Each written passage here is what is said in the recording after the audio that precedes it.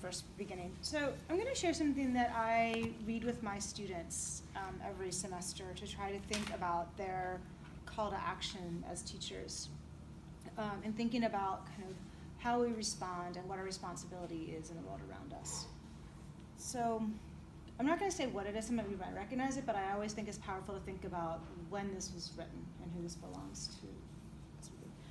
Let's begin by saying that we are living in a dangerous time, a very dangerous time. Everyone in this room is in one way or another aware of that. We are in a revolutionary situation, no matter how unpopular the word has become in this country. The society in which we live is desperately menaced, not by Khrushchev, but from within.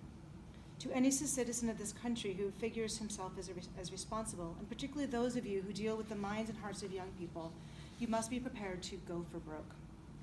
Or to put it another way, you must understand that in an attempt to correct so many generations of bad faith and cruelty, when it is operating not only in the classroom but in society, you will meet the most fantastic, the most brutal, and the most determined resistance. There's no point in pretending that this won't happen. Since I am talking to school teachers and I am not a teacher myself, and in some ways I am fairly easily intimidated, I beg you to let me leave that and go back to what I think to be the entire purpose of education in the first place. It would seem to me that when a child is born, if I'm the child's parents, it is my obligation and my high duty to civilize that child. Man is a social animal.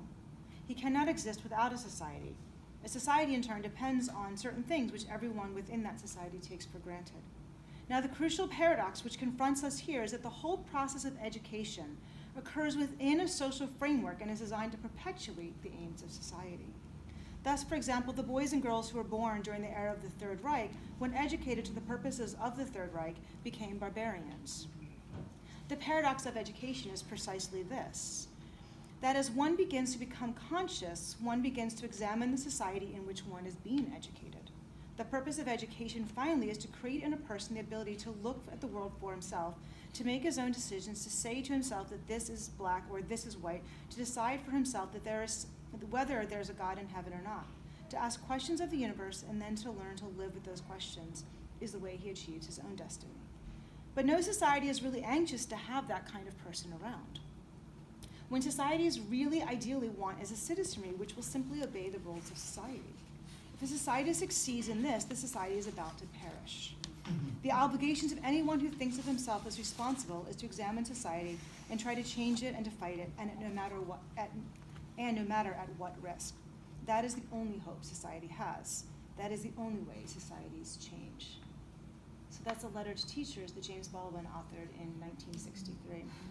And I always think about that kind of when I opened that years ago, thinking this is still the world of the 1960s in many ways, and these words kind of really ring true, and it's very easy. And I was going to read Hope as well by Solnit at first, and because I feel very hopeless many times with my students. And Baldwin goes on, there's much more to this piece, but Baldwin goes on to talk much more about the histories that we do and don't teach ourselves about our nation, and what that then means for what we are producing in our citizenry and in our lives, particularly of black and brown youth in this country today.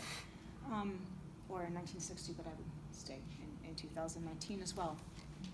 And so for me, in terms of thinking about these civic responsibilities and thinking about who we are, it is about these risks taking it, and it feels a very risky time to take action.